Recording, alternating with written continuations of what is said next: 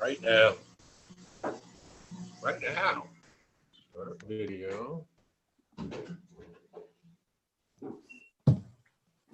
suppose I had a mute.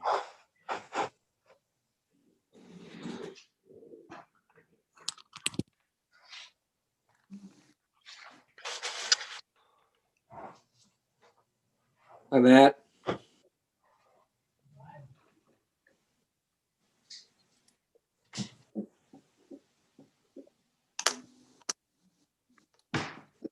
Hello. Let's turn this on. Hi, Nancy. Hi, Matt. Hi, how's everybody? Doing pretty well. Good, good, good. Did you look up and see Saturn and Jupiter lined up out there tonight? Oh no, we didn't look tonight. Did you? Yeah, I just saw it. It's pretty amazing, actually. Okay, I'll get out and look. Yeah, We saw it on our way to like a week ago. We saw it on our way downstate. It was pretty fantastic. It's pretty fantastic. yeah, it's pretty neat. Pretty cool.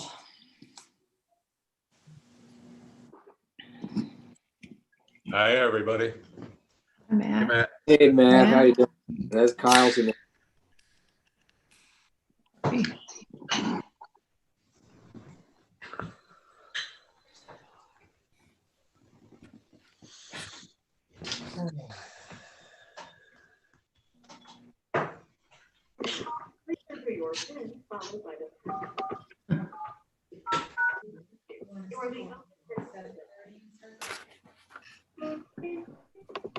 Ooh, 17 people on.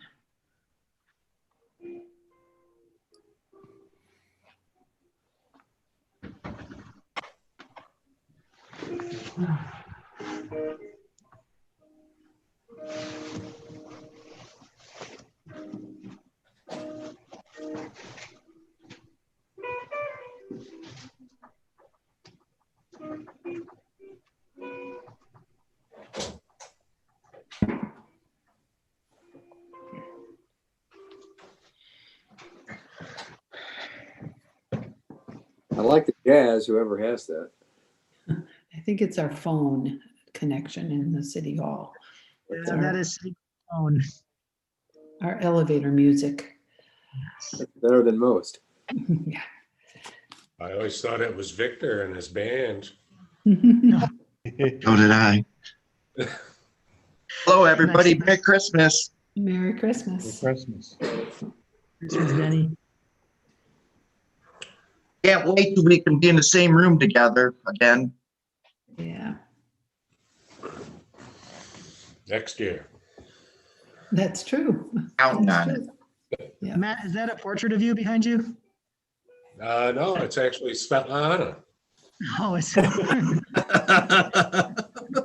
Yeah. All right. See that? I'll tell her. Very nice. Very nice. Yeah, you've got me on your refrigerator. I've got Svetlana on the wall. Oh gosh. Actually, my mother-in-law painted that, and that's just some random woman. Oh, a random woman, huh? They all say Matt.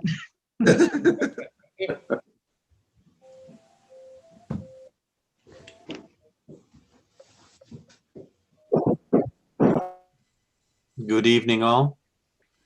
Good evening, John. Hi, Hey, John. John. Hi, John.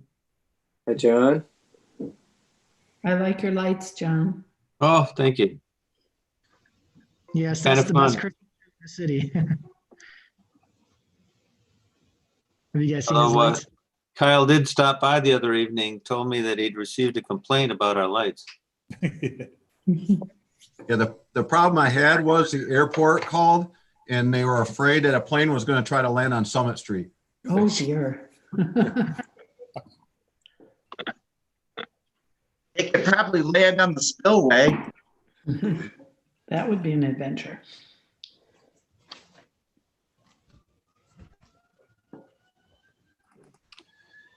My guy Kyle's here.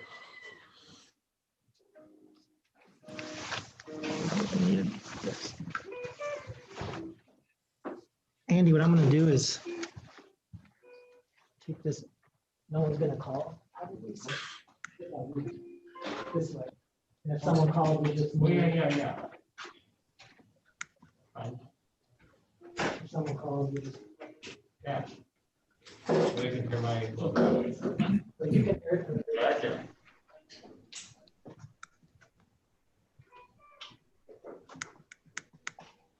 All right.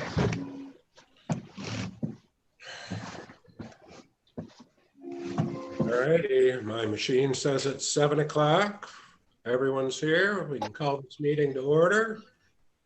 Whoever's doing the roll call, you're up. All right, Nancy Rondell. Yes, and I am actually in North Carolina, in Charlotte. Good for you. Matt Bugera, Present.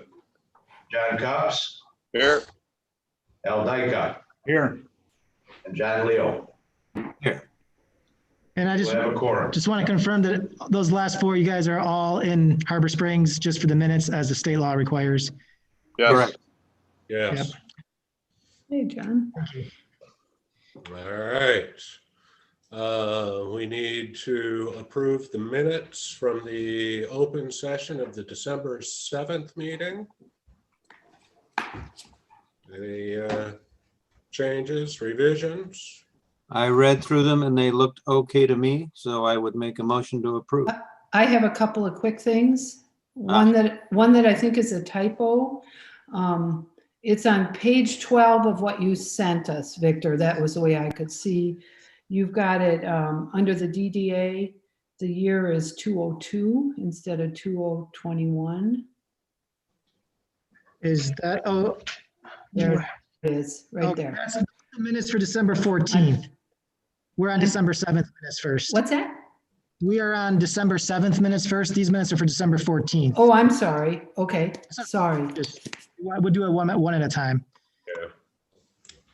I'm sorry. That's all right. I'll second John Leo. Mhm.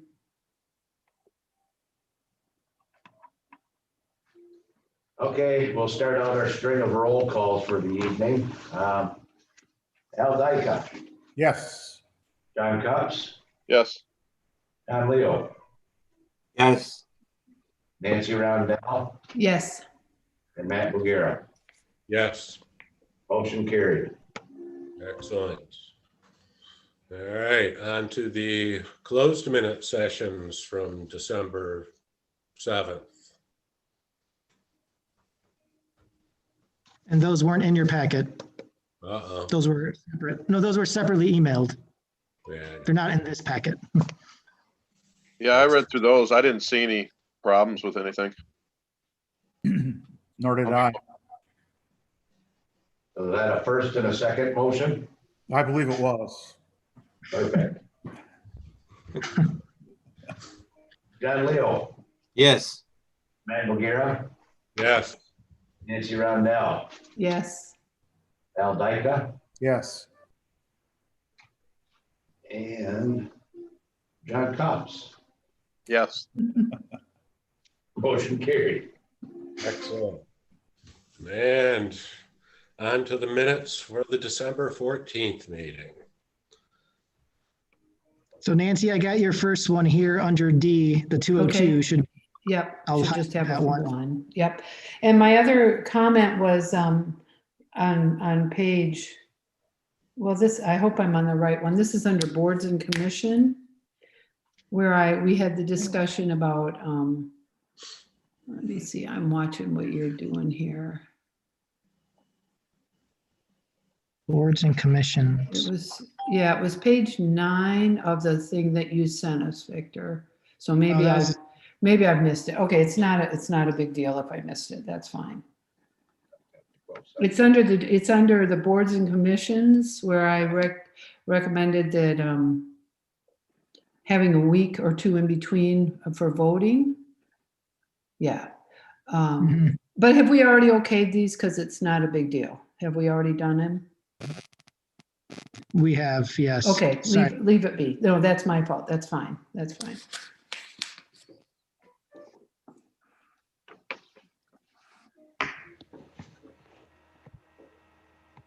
Do I have a motion to approve the December 14th open council minutes? I'll make that motion. And I'll second it. All right. John Cups, Yes, John Leo, Yes. Nancy Rondell, Yes, Matt Bulgara, Yes. and Al Dyke. Yes. Motion carried. Excellent. All right, citizens comment, if there's anyone around, Kyle? Yes, I'd like to take this opportunity to introduce Emily Britton. She's our new administrative assistant. She's on Zoom as well. We are blessed to have her. She started a week ago Monday. I was hoping I could introduce her in person, but obviously we can't do that. Emily worked for the prosecutor's office for 7 years. She was from here. She was one of 14 people to apply and wowed us all in her interview and her skills. And in the week that she's been here, she's done some great work. And I'll just turn it over to Emily real quick. Thank you, Chief. I am happy to be here with Harbor Springs. So far, the police department has been great, and I am looking forward to learning much of the community. So I'll just follow up on that real quick, because Emily's done an outstanding job. She's young. Hopefully this will be a long-term career for her. And all the officers are very pleased to have her here. And like I said, in the week that she's been here, she's done phenomenal work. And I'm blessed to have her. And the reviews that I had from our Emmett County prosecutor, everyone in that office was very upset with me because I stole her. And that's a good thing. So That's a I don't good want to sign. steal people, but I feel like I've got a great addition to our team. So I just want to thank Emily for doing this awkward thing, and thank the council for allowing me to hire her. Thank you. Welcome, Emily. welcome. Emily. Yeah, welcome. Started already, waiting for Very our good. agenda item. So, And if you do get a chance, please stop in and introduce yourself so she can put a name with a face as well. So that's it. I'm done. All right, thank you. Thank you, Thank you, Emily. Kyle. Thank you, Emily. Any citizens comment on the YouTube? I do not see any as of now, but just to let you know, council, sometimes there's about a delay, 30-second minute delay on YouTube. So sometimes they trickle in after discussion has happened, but none right now. Very good. And no one on the telephone, I'm assuming? Just elevator music. Perfect. All right. Matt, Mayor, we forgot to do the bills. So if you want to go back and do the bills. All right. Yeah. I did a review of the bills and found nothing irregular, so I make a motion that we pay the bills. I'll second it. All right, Matt Bulgara, Yes. Nancy Rondell, Yes, Al Dyke, Yes. and John Leo, Yes. and John Cups. yes. Motion carried, and thank you.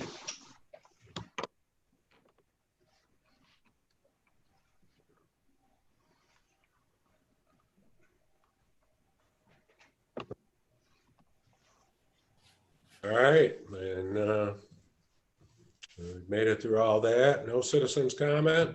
Victor, it's your show for a minute. All right, thank you, Mayor. Thank you, Council.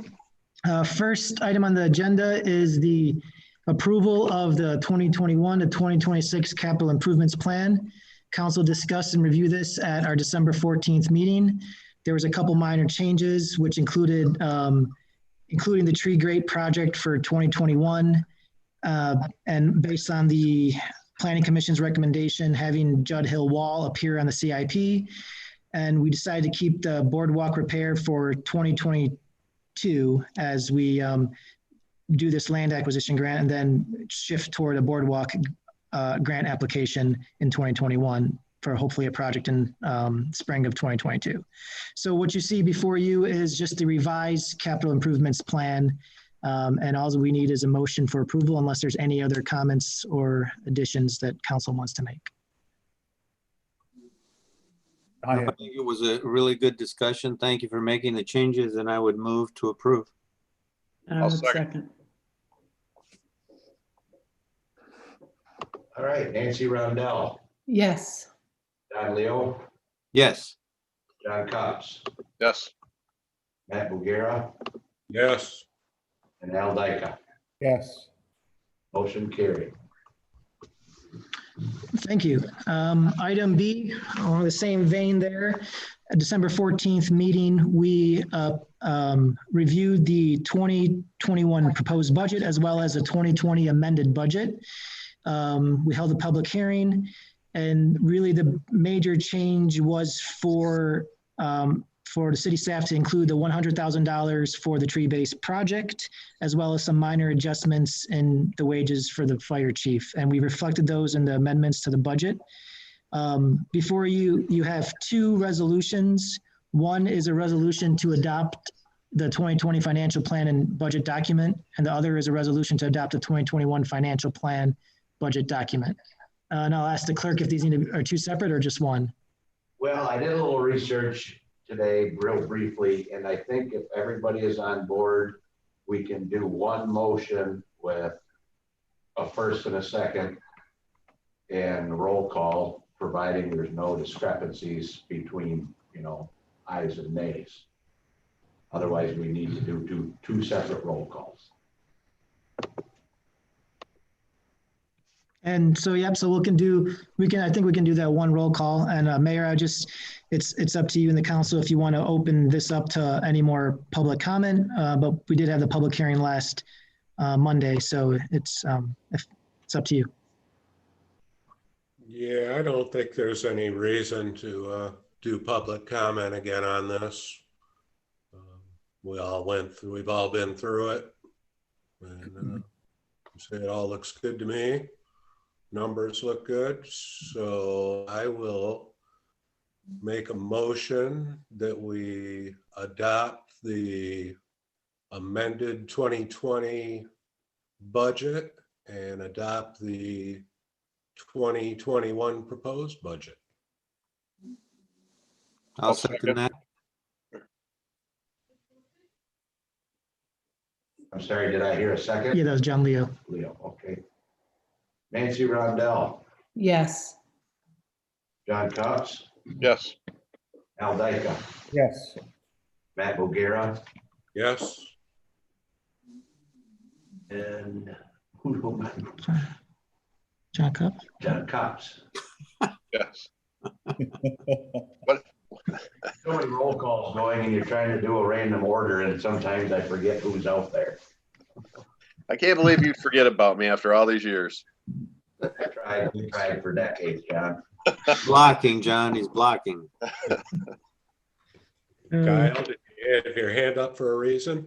Yeah, I talked to Victor today, and I just want to say thank you for the support of the police department. I know that we're a large portion of the budget, and I talk about that with our guys all the time. And all you council members and Victor and Nick, I greatly appreciate the support.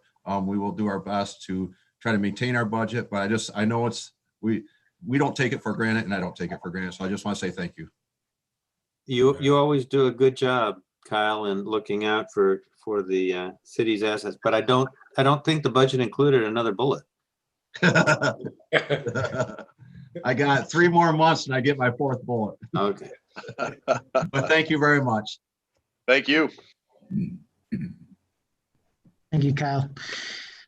All right, moving on to item C, which is the solar project that we have going on here in the city. And let me just get to there on my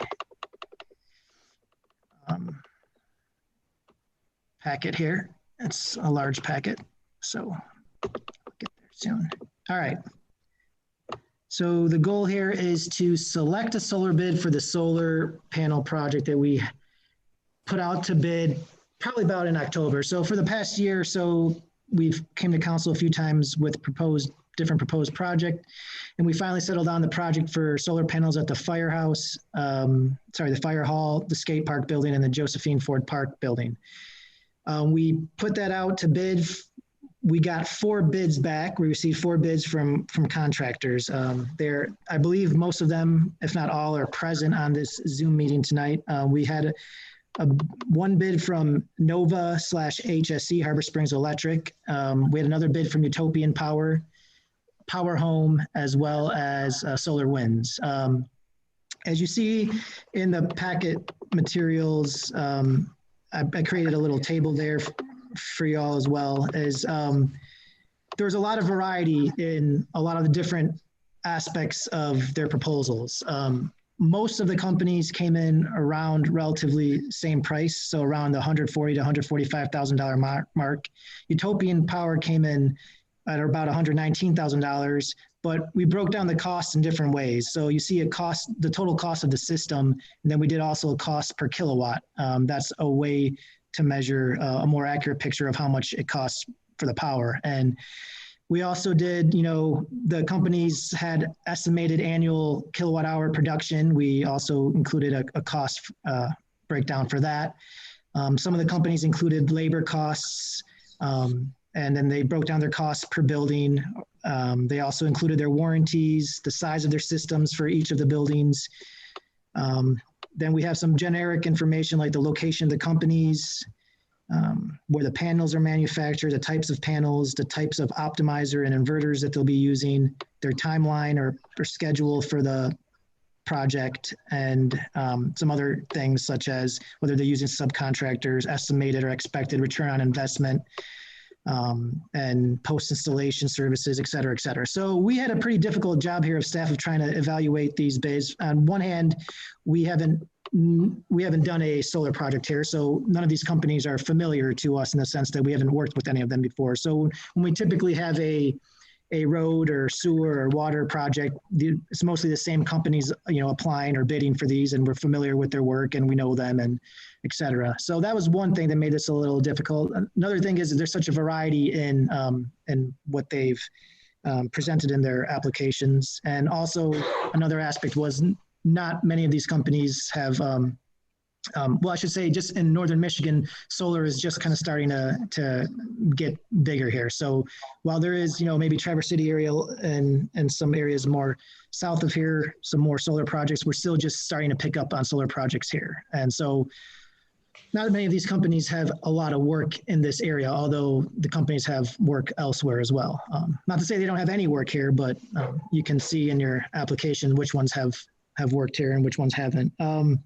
So we looked at these different factors, and our scoring came in relatively close for 3 of the bidders. So HSE Nova 116 points, Power Home 115, Solar Winds 116, and Utopian 106. I'd have to say that we feel as staff comfortable with probably all of these companies doing it. The reason Utopian scored a little bit lower was because in their presentation or in their bid, they only showed a little bit of experience, and their price per kilowatt came a lot higher, or significantly higher than the other ones. So that's the reason why, even though they came at an overall lower price, they had a higher kilowatt. And so their experience was not on par with some of the others as well.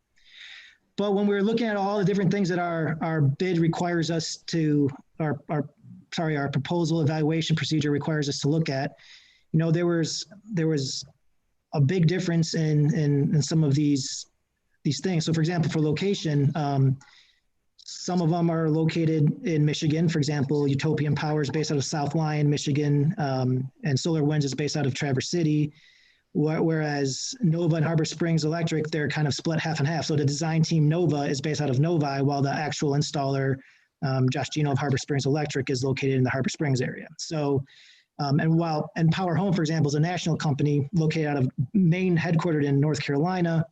They have satellite offices here in Grand Rapids and other places in Michigan. And their employee, Larry Knight, for example, he works out of Traverse City. So it wasn't easy cut and dry to say one is more local than the others. So for example, Harbor Springs Electric, he's right here in Harbor Springs, but the design component is downstate Michigan. So it wasn't very easy to kind of give out the points in that manner. But same thing with the price, same thing with warranties. So our recommendation is for council to have a discussion on, first of all, what you think should matter most and when we select a project, being that the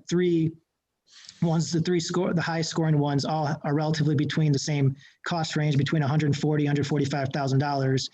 What is it that is going to be more important to council? Is it going to be experience? Is it going to be someone who's local and can be readily accessible to work on a project if something goes wrong? Is it going to be the total size of the system? Is it going to be the price per kilowatt, or your comfort with them and their presentation? So I think maybe council should have a discussion on that, and based on your answers there, we can select a bid or however else you want to proceed. So Mayor, I'll hand it off to you. I know we do have some of the companies on Zoom, so if you want to ask perhaps any questions to them, if you have any outstanding questions, I'm sure they'll be willing to answer those questions.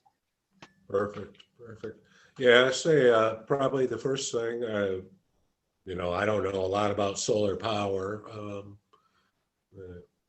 If anyone has any questions, we've got the guys here, we can ask them. So maybe start there. Anyone have any questions for our bidders? I'd be curious if Harbor Springs HSE would match the warranty of the other competitors, because they were about half of what the other competitors were, like 12 versus 25 or something like that. That was for the product warranty, yes, and that's a good question. So the product warranty, I'll just explain that before Harbor Springs Electric answers. The different types of solar panels have different warranties. So it's probably the solar panels that they chose, it came with that 12-year warranty as opposed to the 25-year warranty from the one from Power Homes. Hi, this is Sachet from Nova Consultants. Can I answer that? Sure. Sure. Okay, so a couple of things. The solar panels themselves have a 25-year production warranty. So if there's anything, if it underperforms based on the nameplate rating, then it's warranty for 25 years. I suspect the 12-year number may not be for the panel itself, but possibly for the optimizer from SolarEdge that attaches to the panel and is a required component. Without having the data sheet in front of me, the other possible, okay, there we go. That is so great. There might be a data sheet for the solar panel towards the end of that proposal. If we can jump to that, we can confirm the exact details of the warranty. It's probably in the appendices. So I pulled that over from this page right here where it says. Okay, okay, so that's the inverter is the 12 years. Inverter is 12 years. The PV module, that's a solar panel, that's the 25-year for power production. So for power production, but the set sheet, does that mean that, is this, from what I understood from when we researched, the power production is different than the actual if a component breaks down in the solar panel? I would need to look at the data sheet to confirm, and the data sheet should be part of this package because that is coming straight from the manufacturer. Usually it is a power production warranty and a manufacturing, workmanship warranty. So that might pertain to the workmanship warranty, as in if there's a problem with the manufacturing of the solar panel, that's the solar panel data sheet right there. The 12-year product warranty. Okay, so correct. So that product warranty refers to the manufacturing warranty. If it's not made right, the frame warps and things like that. So that is the 12-year product warranty. But the power production is what we're truly looking at, and that is a 25-year warranty.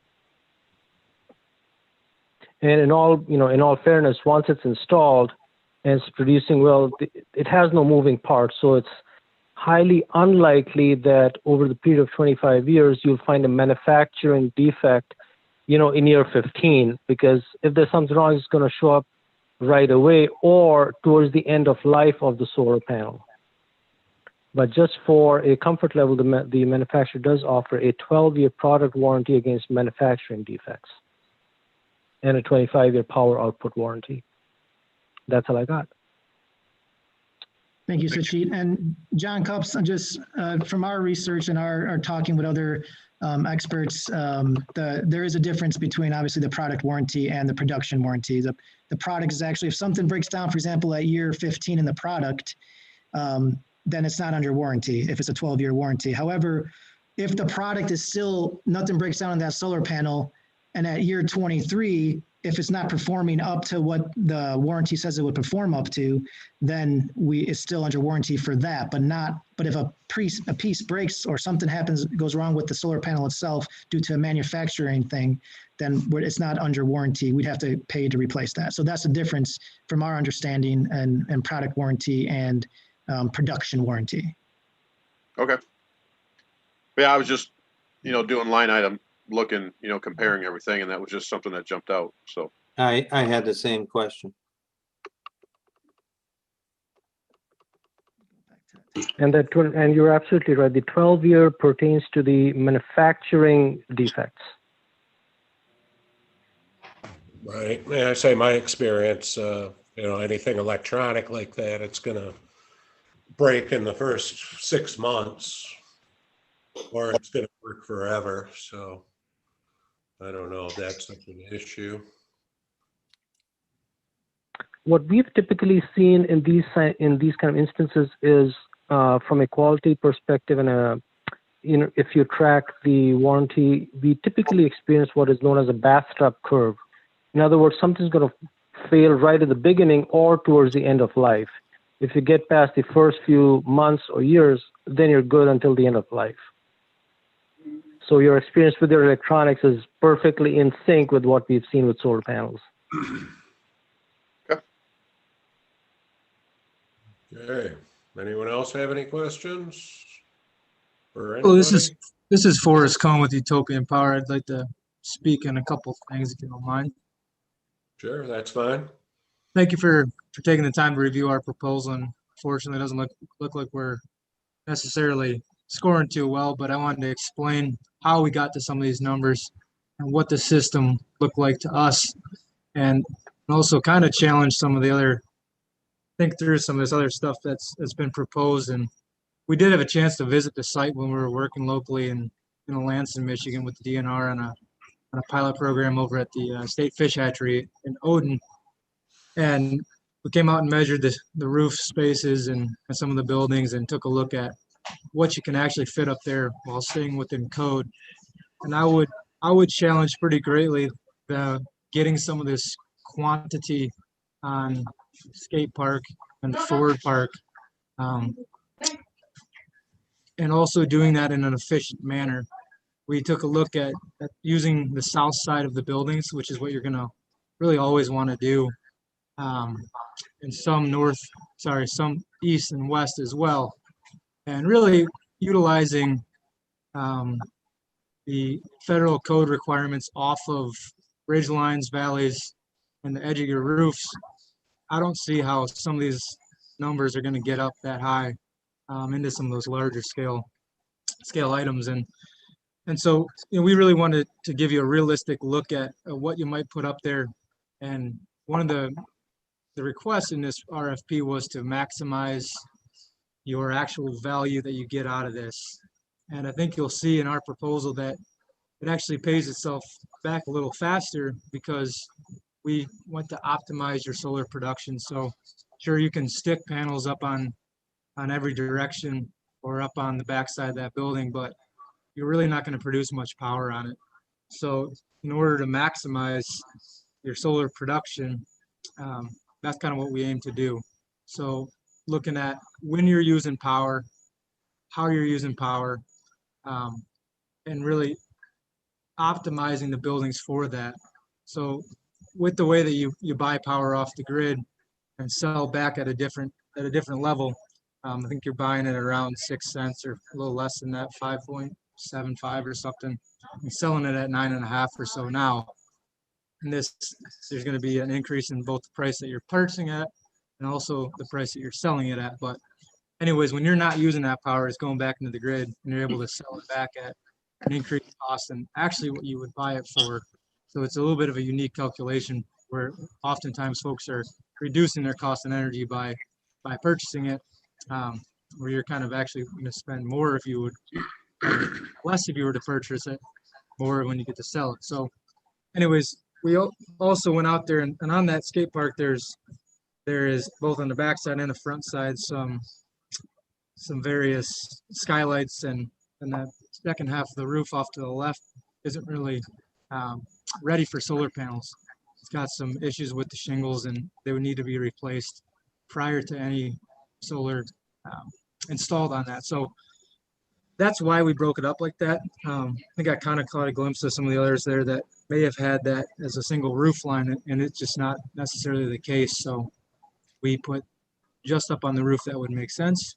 Try to respect the code from a fire code standpoint. So Victor mentioned that potentially on the two smaller buildings, you could waive some of the requirements when you need to get up on a roof to fight a fire. So that's why you'll see a little bit more of the roof used there compared to the fire building where it's bigger. And if you needed to access it from actually fighting a fire, you would need to give the proper setbacks off of the ridge.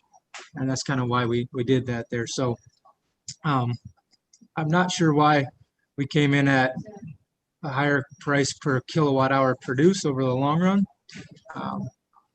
But we wanted to give you a really realistic look at what the system might do for you and not overpromise you on the production guarantees there. So, and then you kind of mentioned those product warranties, and that's exactly what those are. Is they're product warranties.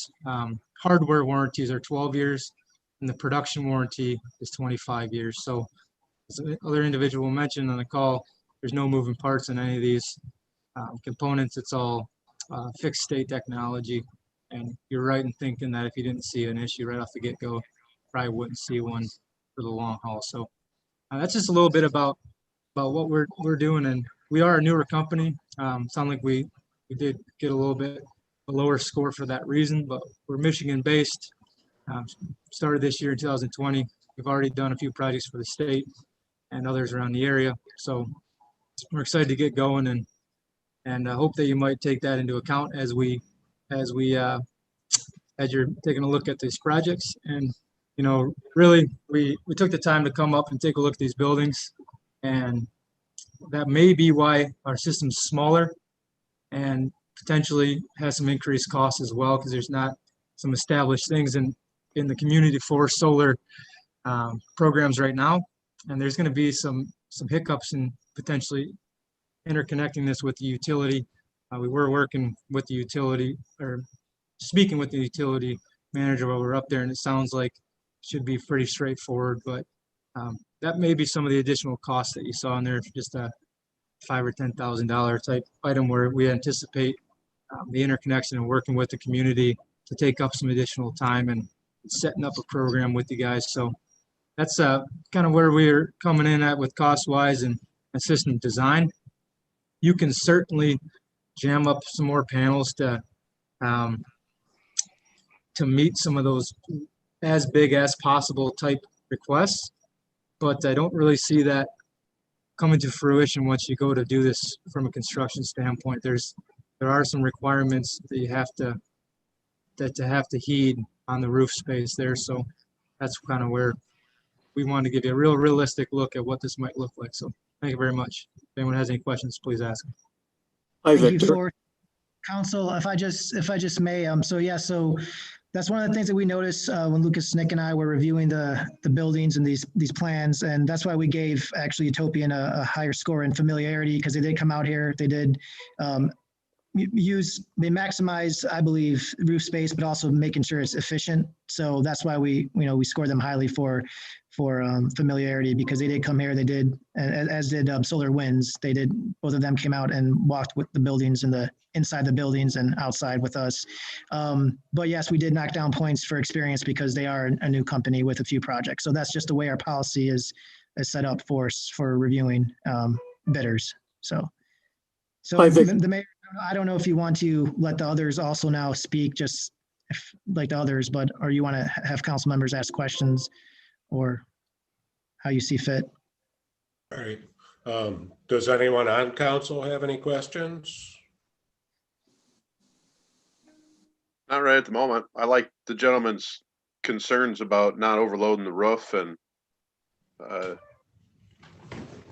kind of being a little more realistic about what we can actually do. Right.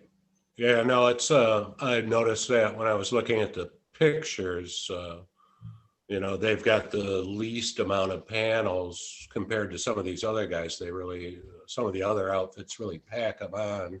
Right. So it's hard to, Hey, Victor. Victor, Ms. Binger, this is Binger with Solar Winds, and if I can make a couple of comments, please. the mayor can take that. Mayor? yep, you can go ahead and make a comment. Thank you. Thank you, Mr. Mayor. Yes, a couple of things. I did visit the site and had a chance to meet with one of the electrical people and also with Victor at the site and review each building and take pictures. In addition to that, we use a computer program, as many companies do, using Google Earth, that we can actually locate panels on roofs and make sure that they'll fit correctly. And we did that with all 3 buildings. And had also had a discussion with Victor about possibly there could be some changes in allowing the number of panels on both the park building and the skate park building. And we were also advised that the far left part of the south-facing skate park roof will be probably repaired before the solar project would be done. And so we did put, I believe, a couple of panels up there as well. We've been doing this for 11 years and we have over 300 projects now, and we're very comfortable with our capabilities and being able to devise systems that work, and have had great success with doing that. I just wanted to answer those questions about our choices for location of panels. And with the inverter system that we use, we can actually put them on different faces of panels and still have them work well. Thank you very much, Mr. Mayor. All right, thank you. Mr. Mayor, this is go ahead. Go ahead, Sasha. This is Sachin Verma from Nova Consultants. May I make a couple of comments if you don't mind? Sure, that's fine. All right.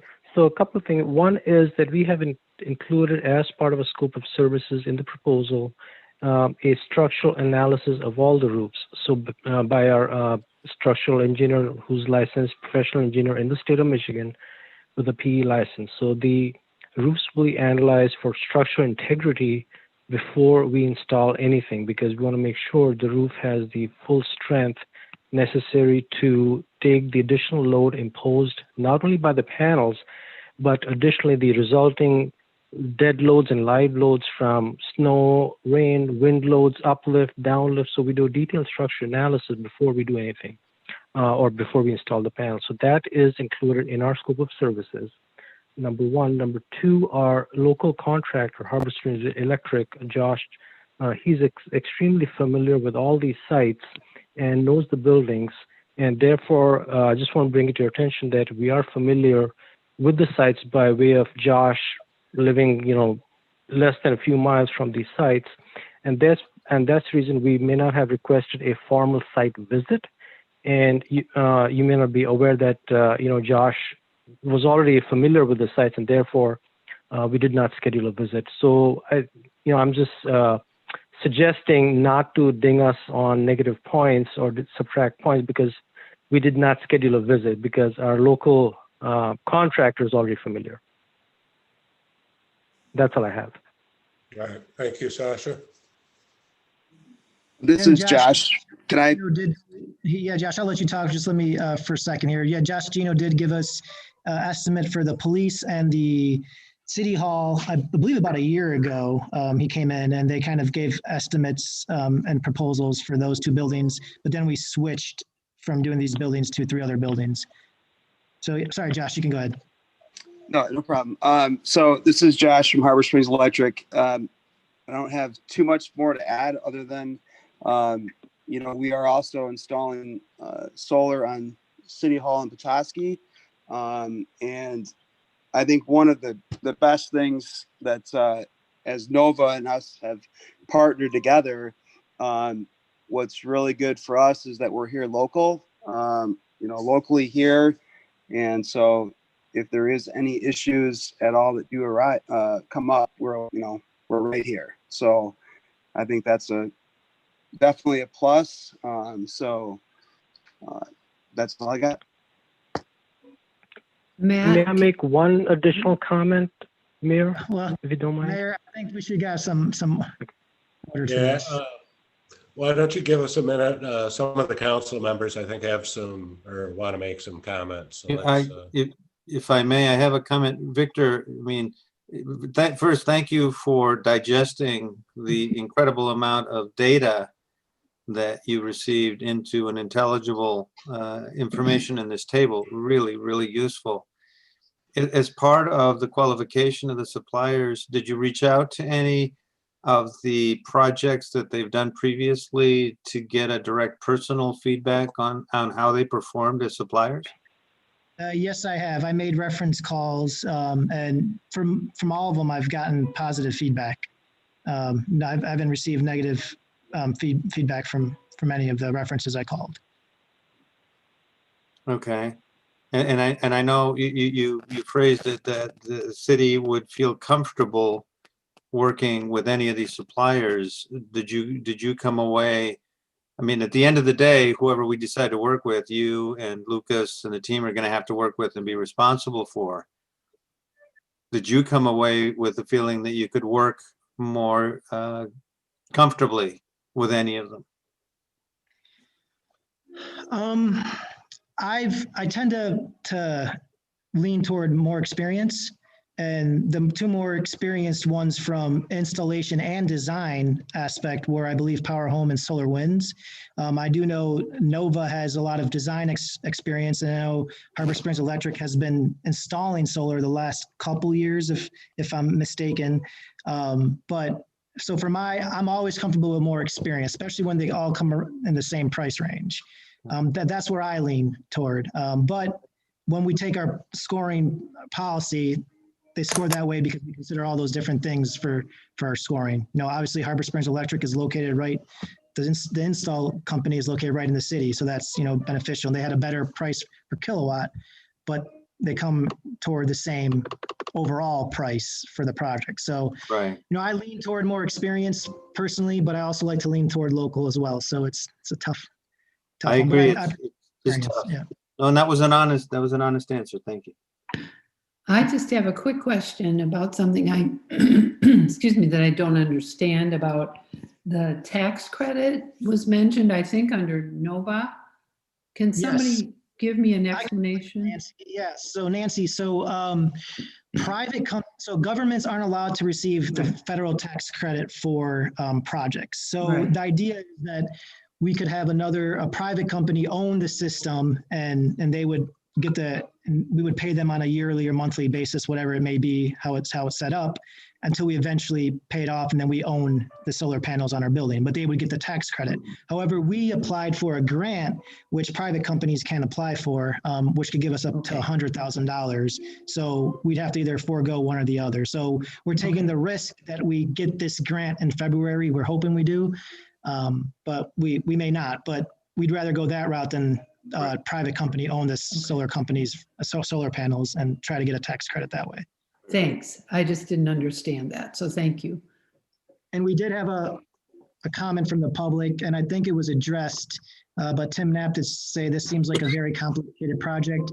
Who has expertise to decide which company to go with? Are there any references that have been contacted? This is so great, but have we done our footwork? And the answer is yes. We spent a lot of time researching, and I've talked with people from Groundworks and other solar experts on the bids, and I've gotten my own information and opinions from others who are experts that I'm not bringing here because it was not necessary for me to bring all their opinions here. But I took that information, and Lucas and Nick, we all reviewed it, and we came to this point scoring system we did. So yeah, we vetted it the best we could. So. All right. I think the only one we haven't heard from, Mayor, is Power Home. I think they're on, and I don't know if you want to, if Power Home, I think if he's on here, Larry Knight, if he wants to say anything, he hasn't spoken up as others have, but if not. Right. Larry, you have anything you'd like to add to the conversation? Yeah. Hey, sorry, folks. Yeah, I'm here. Sorry. I'm going through another council meeting as well, so trying to balance two. Yeah, so I didn't hear the last parts of that conversation, so I don't know if I can even provide a lot of input. I did hear the warranty information. Does anybody have any specific questions for me? Hello? No. Nope. Okay. All right. No. All right. Okay. Well, what are we gonna do, kids? So I could either entertain a motion from the council, or I could, you could have me make my recommendation of which one to go with. But I mean, the points came pretty close on there. So I mean, either council someone can make a motion to accept one of the bids, or we can say, talk about what matters more. Clearly, it seemed like the product warranty wasn't such a big deal to, some of the council members. They all came at the relatively same price. So really what we're talking about, I think, is experience and price per kilowatt, or price per this kilowatt for the system. So what is, being that they're the same total, at least the first three companies are the same total price between 140 and 145. Do you want to go with them, or do you want to go with the cheaper price or the lower price from Utopian with a smaller system, but also a smaller price? Or do you want to go with someone who's more experienced, or someone with a smaller price per kilowatt? So I think that's, if council can figure that out, then I think we know which one we want to go. Well, Victor, I tend to agree with you. I go with experience. I think from a hardware standpoint, from a panel standpoint, I won't say that they're commodity yet, but they're pretty close. I would lean towards the experience and proximity. So my vote would be to go with SolarWinds. And SolarWinds does have a 3-year labor warranty, which the others only have a 1-year labor warranty.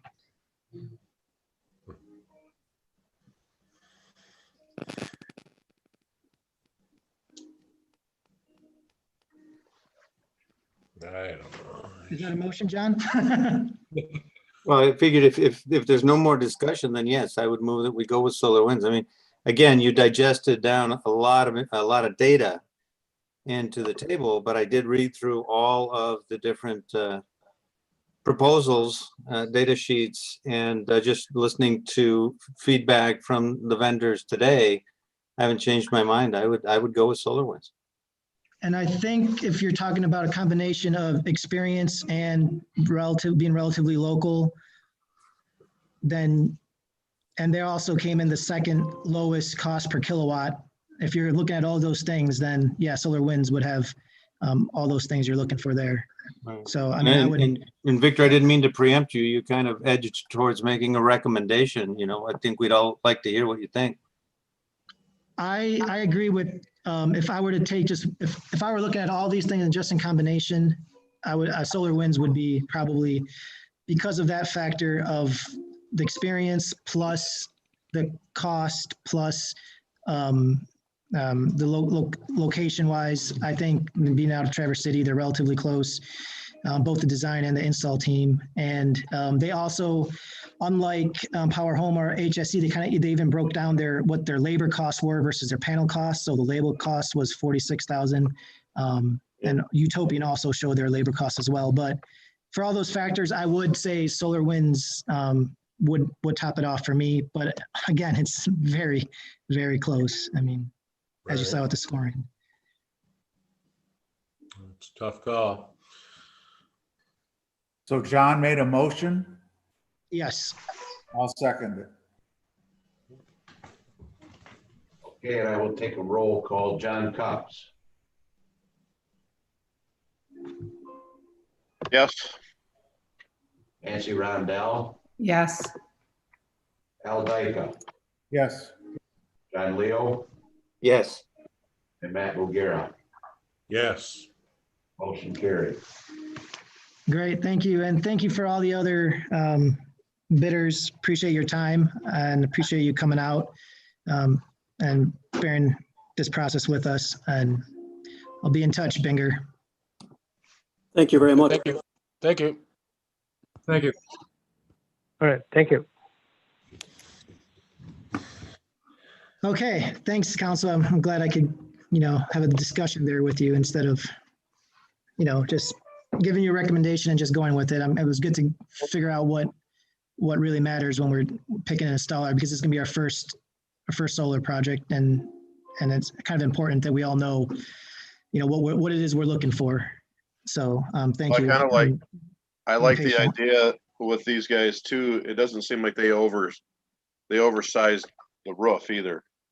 Their total size of system is comparable to Utopia's versus the other ones that look like they wanted to load it. Yeah, tough call. Good job, All right. Victor. Thank you. Appreciate it. Let's move on to item D, which is ordinance 426 on freestanding signs and other outdoor display of goods. And I'm almost there. Sorry if these pages took up so much of your council packet. It's there. Glad it was on electronic media. Okay, so earlier this year, council may remember, because of the COVID situation, that we temporarily allowed certain provisions that weren't allowed, certain provisions in our code that didn't allow for certain things, such as outdoor display of goods and freestanding signs. We temporarily allowed those so, we could give businesses a boost, or, make it easier for them to perhaps find customers in these trying times. And then as we went through this, some businesses and the Planning Commission thought that if it went well, that maybe we could make these changes permanent. And we didn't receive any complaints that I know of about any, issues or aesthetic issues otherwise with the freestanding signs or the outdoor display of goods that were displayed on downtown. Not every business was doing it, but there was a few that were doing it. So the idea was to make these changes permanent. And so the Planning Commission held a public hearing after a previous meeting where they discussed potential changes. They held a public hearing, I believe, on November 19th to allow outdoor signage that are freestanding signs, as well as outdoor display of goods. And so very briefly, you see on your the memo there, the main meat part of these regulations for freestanding signs was, one sign per establishment, certain size, under 6 square, no larger than 6 square feet. It can be on the sidewalk, but it must allow for that 6 foot unimpeded walking space. And similar with the outdoor display of goods, they cannot extend beyond 3 feet in front of the building, cannot exceed 10 square feet in area, and also doesn't interfere with pedestrian movement. Again, there was no negative comments. There were no negative comments or opposition to these provisions. Has historically been some arguments against freestanding signs and outdoor display of goods, about not trying to make this feel like a touristy town. Those weren't mentioned at all in our public hearing or in any public complaints that we have recently about this situation. So, and partly that was because we didn't have so many restaurants or businesses doing it. We had a few, so it wasn't super cluttered. But at this point, my recommendation would be to go with the Planning Commission's recommendation on a proposed ordinance allowing these freestanding signs and outdoor display of goods, unless there's any other feedback from, any other feedback from council members or the public. I don't have a problem with it personally, so I would make a motion to accept that. I'll second that. Nancy Rondell, Yes. John Leo, Yes. John Cops, Yes. Matt O'Gara, No. and Al Dyka. Yes. Motion carried. Thank you. Moving on to item 3E, which is ordinance 427 on fence and wall restrictions.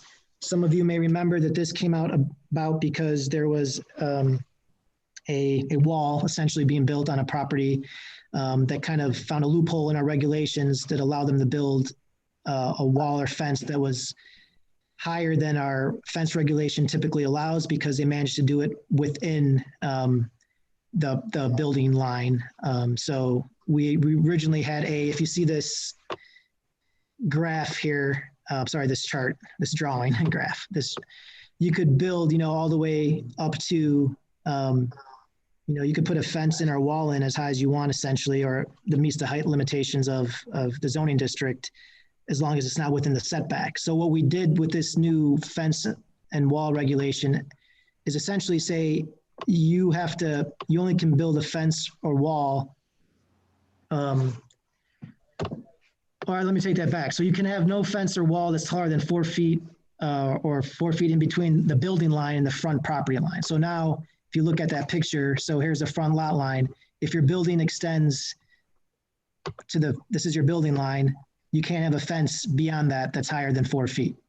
Before, if your setback line was right here, you could have that 4 foot fence is taller than 4 feet, right here, for example, or beyond that. But right now we've changed this regulation to say that you can't have a fence taller than 4 feet beyond the front building line, or for example, your side building line, or 6 feet if it's the rear building line. So that is the change we made to prevent we had an outpouring of when this house put that wall up. Many neighbors came to a planning commission meeting to contest the idea because aesthetically it was unpleasing. It was large. It didn't fit with the character of the neighborhood, and essentially saying this was a loophole in our regulations. Of course, the zoning administrator had no choice but to approve it because it was allowed. But the planning commission decided to say, hey, we don't want this to happen in the future, so let's revise the fence and wall ordinance or code for this. So what you see before you is that ordinance on fence and walls. And again, the height limitations are there in the memo for you to see. And if I would guess I'll take it to council for any discussion if they have any questions about it. Any questions or discussion? I was at the planning commission meetings where this first came up. There was a really good citizen participation and discussion. And subsequent to that, I was at the planning commission where this was discussed. I think it's a really good change. I think it addresses the issue. And in the absence of any concerns, I would make a motion to approve. I'll second that. Al Dyka, Yes. John Cops, Yes. Nancy Rondell, Yes. Matt Boogera, Yes. and John Leo. Yes. Motion carried. Thank you, council. Next item is 3F, which is an ordinance number 428, which is an amendment to our current code on short-term rentals. We've talked about this a few times in the past few months. As you know, staff, we contracted out now with a short-term rental monitoring and compliance company that would help us monitor short-term rentals in the area. And we, at one of our meetings in November, I believe, we discussed the potential for amending this ordinance. And council highlighted a few issues that they thought should be in that ordinance, which some of them are listed there, but those include making sure that the property meets fire code requirements, limiting the occupancy to a single family so that any single family house cannot be occupied by, let's say, 10 different groups of people that are coming to visit for a golf outing or et cetera. Clarifications on trash receptacle placements in the schedule, a clarification saying that no signage is allowed advertising the short-term rental on the property, limiting occupancy to 2 persons per bedroom for sleeping, and then limiting also the daytime occupancy, parking limitations, as well as ensuring that the property owner must have insurance for the short-term rentals. We worked on this, Attorney Jim Raymer, the zoning administrator Jeff Grimm, and I, we worked on this, and we I mean, I think it's an improvement from what we have. I mean, of course, we won't know exactly how it plays out until it does play out. We did get a public comment, and I sent that to council members from Sue Winter, who had some concerns, was thankful that we are glad that we're addressing this, but still has some concerns with the existing language. And if you guys had an opportunity to read that over, if you have any questions about that or about this ordinance, I'll be happy to answer them. I have some concerns about the occupancies. Sue addressed some of them in her letter. Number one, I think they're completely impossible for us to enforce. And I really struggle with putting rules in place that we just cannot enforce. I also was looking at this and thinking occupancy is limited to a single family. So you have a 2 to 4 bedroom house and 2 couples want to come up for a weekend. We're saying they can't stay in the same house. To me, that's not a realistic thing. I also think saying there can only be 2 people per bedroom, you know, if it's a bedroom that has 4 bunk beds in it and there are 4 kids in the family, we're saying they can't all sleep in the same bedroom. And the daytime occupancy, you're saying if there are a couple people renting the house, they can't have, you know, their daughter and son-in-law and their 3 kids over for lunch. I just think, I don't like the occupancies at all. And one of the main reasons I don't like them is I don't think we can enforce them. So I feel pretty strongly about that part of it. I don't like those at all. Yeah, I was really concerned about how we were going to enforce these rules. Because if you put it on the owner of the house, they'll just say, yeah, it's a single family or whatever. And, you know, my experience doing these VRBOs, it's great, you know, get a couple couples together and rent a house somewhere. Right. That's kind of how it works. And yeah. Yeah, I mean, I agree with that. Yeah, try and enforce it's going to be a full-time job unless this firm that we hired is going to do it, and I doubt that. Well, and I don't think it's reasonable. I'm staying in an Airbnb right now in North Carolina. We're visiting our daughter, and my father-in-law is here, Mark and myself, and our son and his wife are here. Now, we're not a single-family household. That's 3 households that we put to some extent together, and we're in a 4-bedroom house. We have an empty bedroom, which I'm working in right now. So it just doesn't make sense to me, those occupancy rules. I had the exact same thoughts and concerns. Other than being unreasonable, they're unenforceable. So why are we going there? Right. And, Well, the reason we put them in there, because at the last council meeting, we talked about needing to establish occupancy limits. And so that's the one reason why we put that in there. The second one was because the concerns about affecting the character of the neighborhood. So if we have a neighborhood that's single family, that's designated zone for single family, but now you have several dozens or scores of homes that are being used as multifamily houses. Remember, they could be looked at as rooming boards or boarding houses in that sense. So you're changing the character of the neighborhood. Now, I'm not saying we should or shouldn't do that, but that was a concern that was expressed by council members and planning commission members previously too, about changing the character of these zone districts. So that's why we kept it as single family. As far as enforcement, yeah, that's a problem with a lot of our ordinances. I mean, we rely on enforcement on neighbor complaints and citizen complaints, but the company, we have a provision in this ordinance that would say that any listing or advertisement would be required to state that it's a single family residential use and cannot be occupied by multiple families. So if we find if they're not doing that, if they're not listing it as that, then we can definitely enforce that. However, of course, as is right now, we don't know how many are being used and what they're being used like. It's very difficult to enforce regardless, but we have to have some laws or rules to deter people. We can't, most people will probably be deterred. Some won't. Some won't be. But again, this ordinance was born out of those concerns that we expressed at the previous council meetings of occupancy, not turning this into some sort of venue in the daytime when there's 100 people over a house that's being used as a Airbnb, or changing the character of a neighborhood that's zoned for single family, and now it's being, several houses on the block are being used as multifamily housing. So that's why those are in there.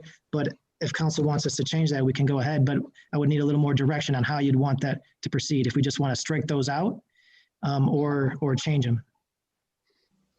I think that we're not, and this isn't directed at all toward you, Victor. I think we're not addressing what the real problems are. I don't think it's a problem if there's two couples staying in a home in a single family neighborhood. I think the problem is, what I'm understanding is a problem for people, is that there's a lot of noise and there's a lot of people around and they leave a lot of garbage around, and none of those things are okay. But we do have ordinance against a lot of those things already. You know, we have noise ordinances, we have times where there can't be noise at night. We have an ordinance for fires so smoke can't go in somebody else's yard. I think some of the things that we're trying to solve by these occupancy things, we're not really solving what the problem is. And we're causing issues for people that do rent their houses out in a very responsible fashion. This is Jeff Grimm, if I could chime in. Go ahead, Jeff. So Nancy's made some good points. I do want to point out a couple of things to keep in mind as well. And part of the reason, as you mentioned, Victor, that we have some of these notations in here are because they were requested of us to put them in. But what I would like to touch on is, regardless of whether we have single family in this specific ordinance that we're passing, most of the places where people are requesting to do short-term rental are at locations that are in our single family residential districts anyway. So, through conversation with staff, with the city attorney, we looked at this, and it's kind of there more to help remind people that this is already a requirement, whether it's included in the short-term rental ordinance or not, that is a single family neighborhood, and those dwelling units are only for single family use. So it's more really of a reminder, but it also touches on one of the main problems that we have with short-term rentals, which is the increased density of the use of that property, which we see through garbage, parking, and noise. Parking is probably the one that ties in with this specific issue the most. If you have it limited to a single family, which it already is through the normal zoning code, you have one, maybe two cars arriving at that site for a weekend or however long they might be using that short-term rental. Whereas if this is a house that's advertised, regardless of whether it's one family or more than one family, and they just say, we have 10 bedrooms, and then you get multiple groups of people coming up. Now, instead of one or two vehicles that are staying at that site, now you have 6, 7, 8 vehicles that are arriving for a weekend. And the issue that we then come into is, where do all of those vehicles park? There isn't room in a driveway. They start parking on the road, and it just becomes that eyesore and that issue for pedestrians or other vehicles that they have to deal with. So this is we got to deal with that in the summer anyway. Yeah. I mean, that's that parking and thing like that. I don't think that's a big deal. I mean, we got people that live here year round that park on the streets every day. So. And if we're breaking a parking ordinance, then deal with the parking ordinance. And, a lot of our single family neighborhoods, people have lots of company in the summer. We certainly have company. We have to be responsible about where they put their cars. They have to put them in a place where it's okay. I don't think that's the way to get at those issues. And I don't think we can enforce them. And I'm really opposed to putting things in place that there is no way that we can enforce them. That bothers me a lot. I mean, who's going to go knock on the doors at night to see how many people are sleeping in a bedroom? That just, to me, doesn't make any sense. My brother lives in the West 3rd Street neighborhood. And we were talking about this the other day. And he said the biggest problem that he sees is the parking. If you have, 3 or 4 families that are ganging up in a house, where do you put the cars? That and the noise at night around a campfire, that's probably not legal.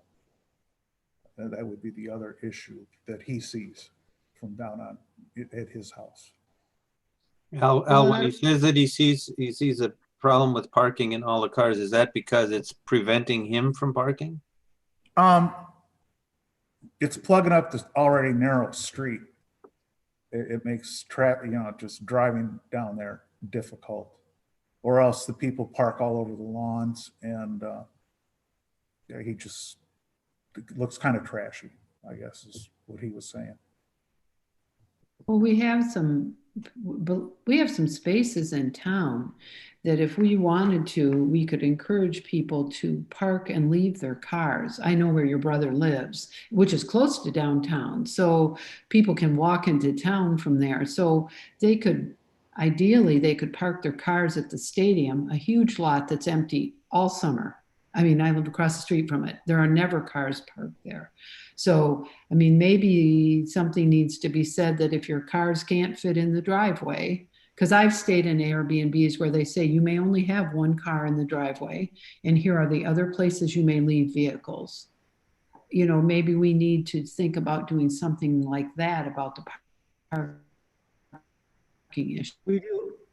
Yep, we do, Nancy, we do have that in this ordinance. Vehicles of the owner, renters, and guests visiting the dwelling unit must not be parked in the street right away or in the front of the side yard of the dwelling unit except on a paved driveway on the property. Okay. So that would should take care of it, right? Well, that would preclude a property that doesn't have a driveway or a garage from being a short-term rental. So the problem that comes with this also, if I may, is again, if you're talking about enforcement issues, how do we know which cars parked on the street belong to which house? So again, it's the same enforcement issues. Same thing with a campfire, right?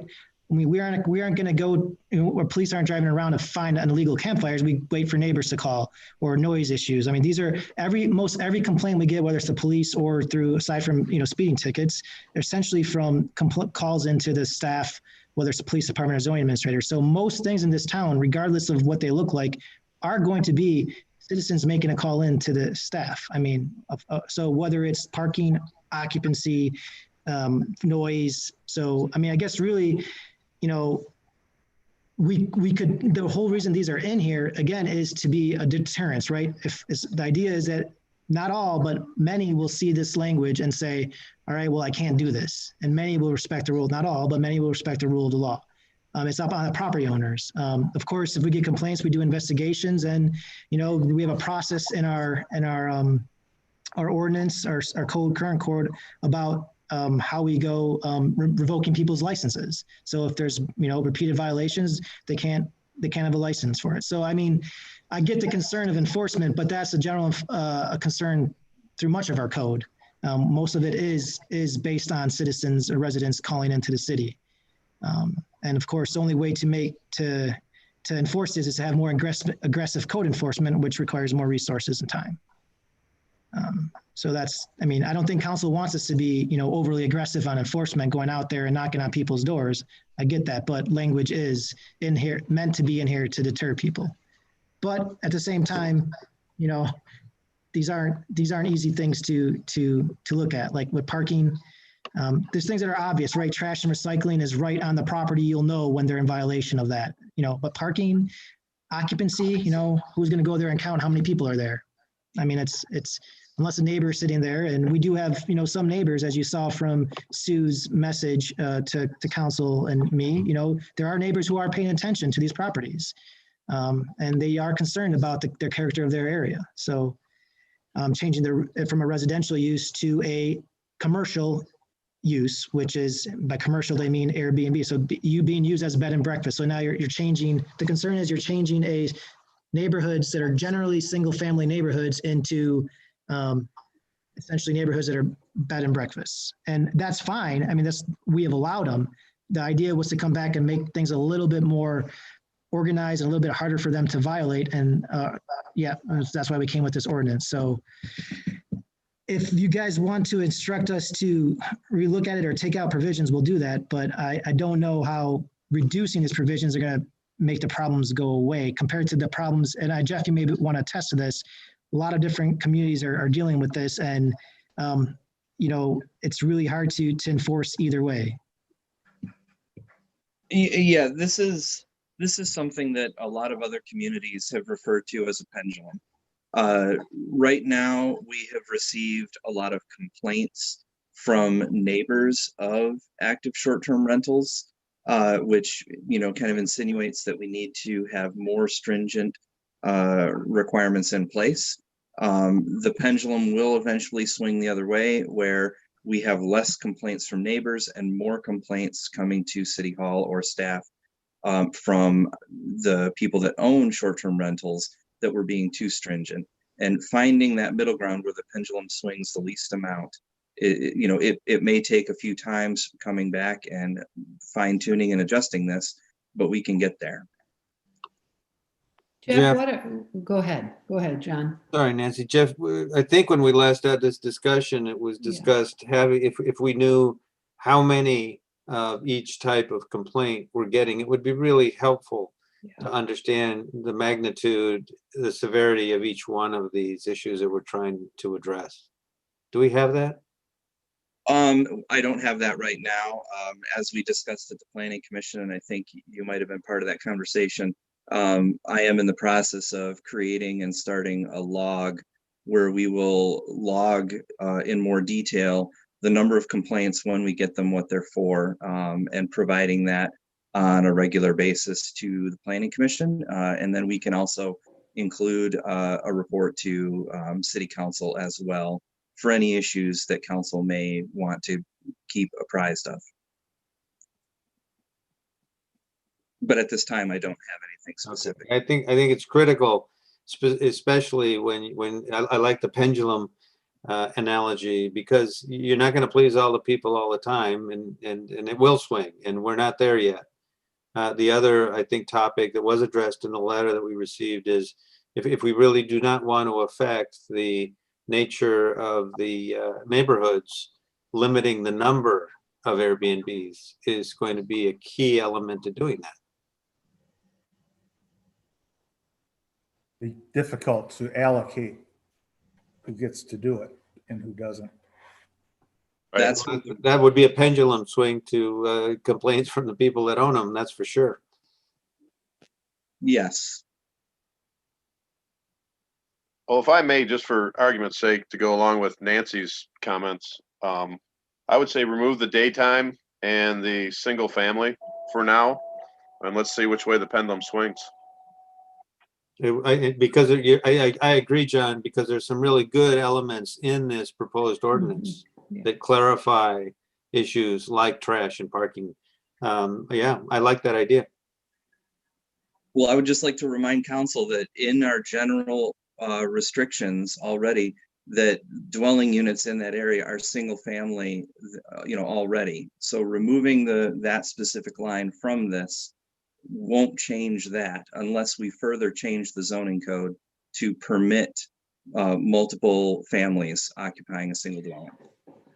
But, there's a big difference between two couples coming up for 4 days and staying in an Airbnb and having 3 families living in a full time, with 2 kids apiece in a single family area.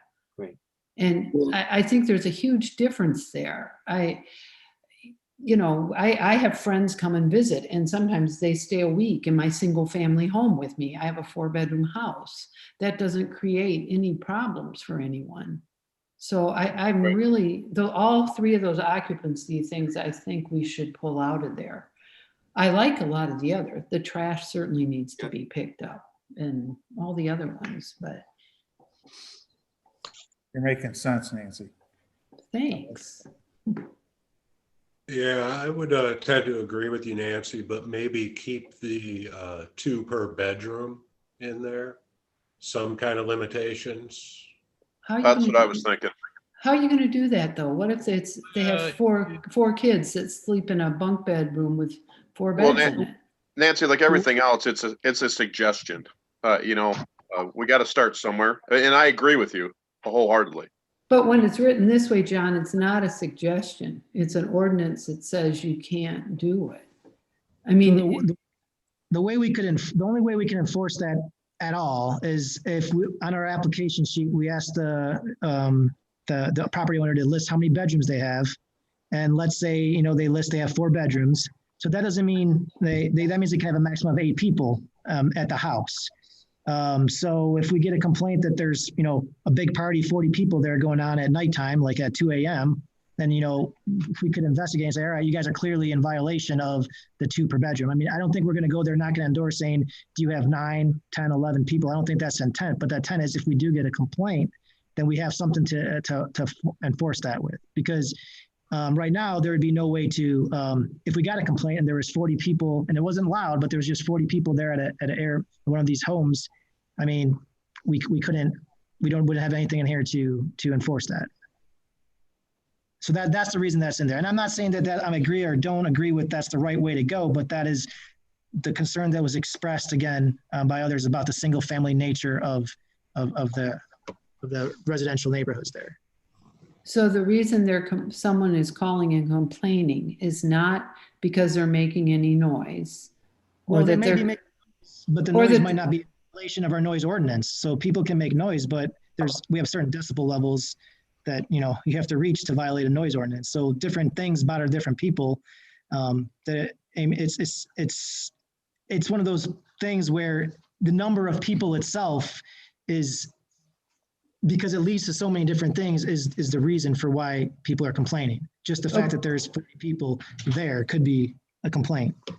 But would those people complain if it was my single family and I had a party and I had 40 people at my party, but I wasn't making too much noise and I didn't have cars parked in the wrong place? I'm asking, you know, why are they complaining if there's no issue for it? If there's no noise and there are no cars in the wrong place and everything else? Some people can't mind their own business. I know, that's exactly my point. I'm not sure we want to give them ground to do that. If they're making too much noise, we've got an ordinance that deals with that, you know, or in all the other things that they can complain about. We've got ordinances that the police can go there and say, you know, it's 2 a.m, you're making too much noise. I'm just really, you know, I'm hesitant to get into something we can't really, that we're not maybe making for the right reasons. Jeff, I know we don't have a comprehensive summary, but have we had any complaints about how many people are actually staying in a residence aside from parking or noise? No, I don't think so. You know, most of the time it relates to when we have a density issue, it's in regards to parking and the vehicles are sprawling out along the side of the street and in front of other neighboring homes, or in some cases, other businesses, excuse me. You know, I think the other time that we've had issues with the number of people, it's been in relation to the noise that's going on.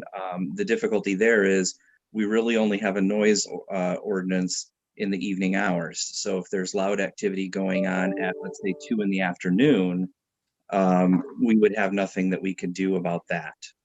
Isn't there disturbing the peace, or, I mean, I don't know all our ordinances, but isn't there something that if someone is, you know, really being offensive, or isn't there some other way that we handle those things? What if it's not a rental? How do we handle it? Well, I think this is where it comes down to, you know, the difference in the type of activity that we see between someone that owns their property and lives at their property and someone that is using a short-term rental. If at my home, I have neighbors that I want to be respectful of. So if I have a family reunion and I have 20 or 30 people over for the afternoon and we're playing games in the yard, if somebody gets a little rambunctious, I, as the homeowner, am probably there and saying, hey, let's keep it down. You know, the neighbor has to work tomorrow or something. Whereas when you have a short-term rental situation, you have somebody that does not have that tie to the community long-term, and they're less in tune with their neighbors. And I think just the sheer noise that can happen just from daily use, whether it's offensive or not, can tend to grate on a neighbor's enjoyment of their own property if it's not the atmosphere that they're looking for. And that I think is where we get complaints. And have we had those complaints though, or are we just thinking we might down the road get those complaints? Well, maybe able to speak to that, Kyle. Yeah, the majority of the complaints that we've received the 4 summers I've been here have been we've had very few neighbors complaining on neighbors. I would say probably 4 a summer. The majority of the noise complaints we get are either downtown or this last summer we got bombarded at the beach, at the Zorn Street Beach. Kids hanging out there after dark with people across the street trying to reside there. As far as neighbors complaining on neighbors, yeah, we get them periodically, but not very often. And just to touch on that, truly, we do not receive very many complaints as a whole regarding short-term rental activity. For the number of short-term rentals that we have in the community, I don't think that we receive very many complaints. The trouble is when we do receive complaints, there's a spotlight on them and they garner a lot of attention. Right. All right. Oh, go ahead. Sorry, most of the people are respectful. If we go on a noise complaint, we very seldom have to go back. If we go on a noise complaint, the 4 summers I've been here, it's a one-time stop, and people then quiet it down. But like I said, we do not respond. I'm looking up right now as we're talking to see if I can find how many we've had, but we do not go on that many. Mayor, if there's no other, I mean, there's might be other discussion, but maybe we should open up to any public comment. I do see a couple from Tim Knapp on chat. All right. Yeah, no, that makes sense.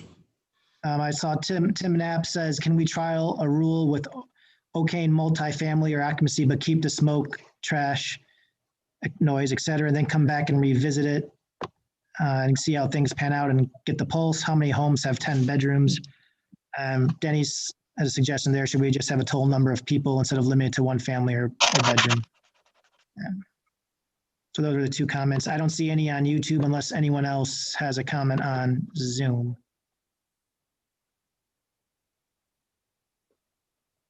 Mayor, if I may, I would follow Nancy's lead here, and I would make a motion that we remove the occupancy verbiage out of this ordinance and revisit it. Keep in touch with Kyle and the city crew and just see how it goes, come spring, early summer, and let's revisit it. If we're having issues, then we can see which way that pendulum's swinging and go from there. And if Jeff could give us a good idea of really how many complaints there have been and what they are for, I think we'd have better data to deal with them. But at least this way we get the parking, the trash, we get some of the nuisance things that we've had issues with.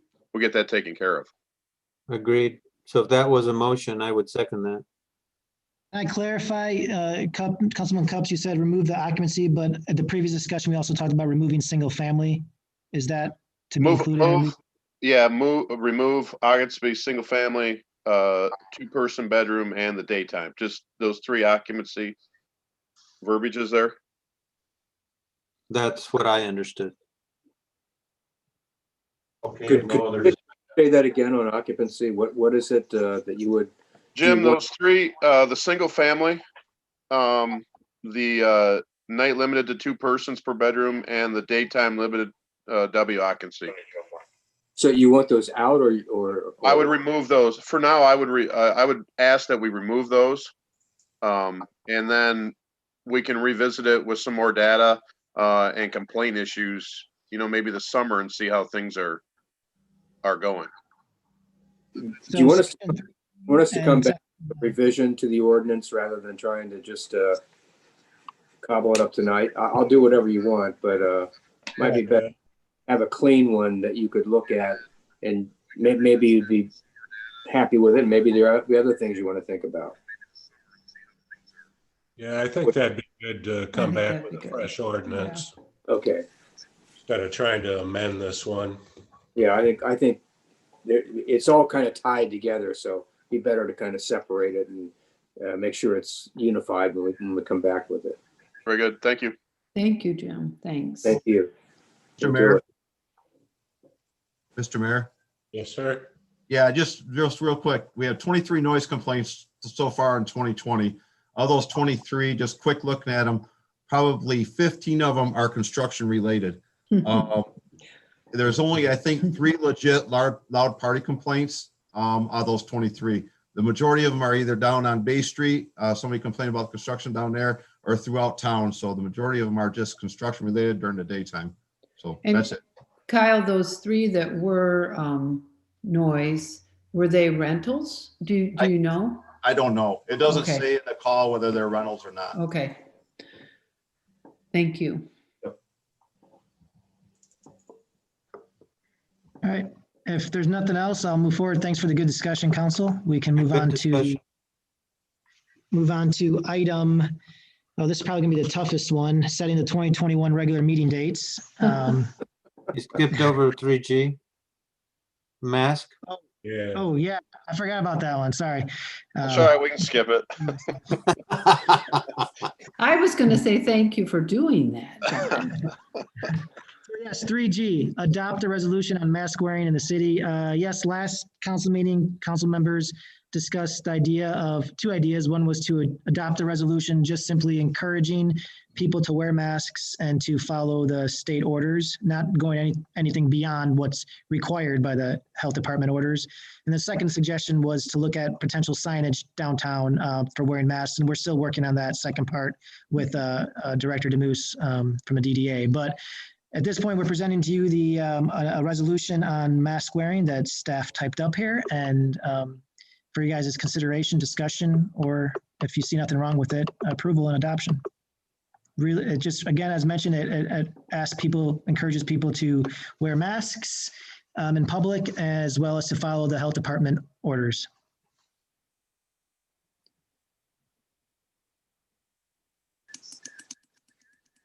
I'll make a motion that we adopt this resolution. I'll second it. John Leo, Yes. John Cox, Yeah. I'm not. I'm just not a fan of having to wear it when you're walking down the sidewalk or out in public. But I mean, I get it. So yes. Nancy Rondell, Yes. Matt Bugera, Yes. and Al Dyke. Yes. Motion carried. Thank you. And yeah, John, Councilmember Cups, just to clarify, this encourages residents to wear masks when in public, but doesn't require them to wear it outside, but we're encouraging it, this resolution, so. Yep. In case that alleviates your concern there. All right, now moving on to the tough one. 3H, setting the 2021 regular meeting dates. These are the proposed dates. I mentioned in the email to council that I accidentally forgot to take out our April 5th, first Monday spring break, because some of us have to work that week, but I guess council gets a spring break.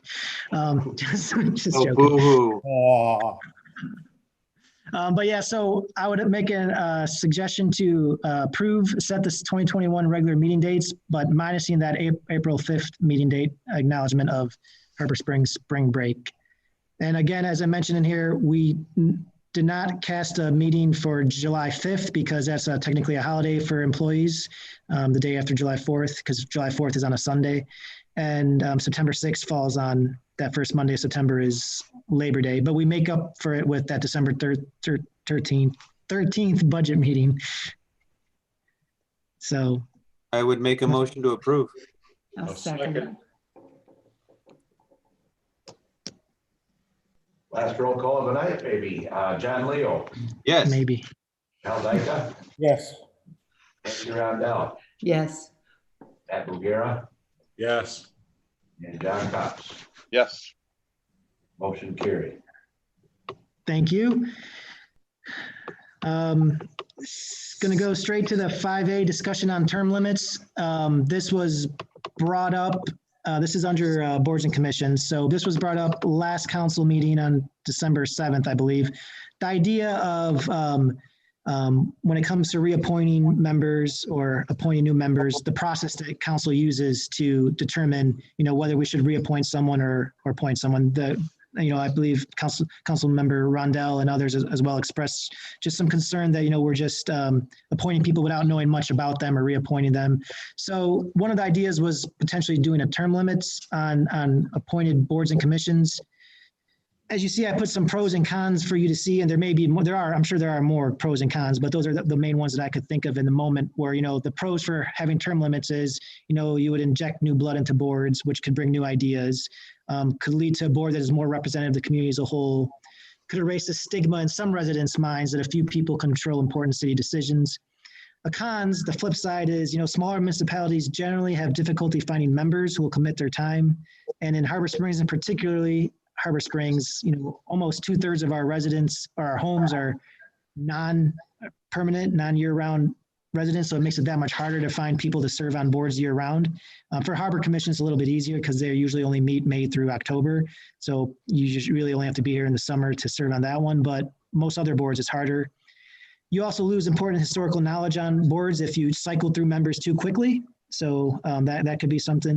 And it also makes an assumption that I don't necessarily, we should always make that, longer serving members aren't willing to change their viewpoints or they can't come up with new or fresh ideas.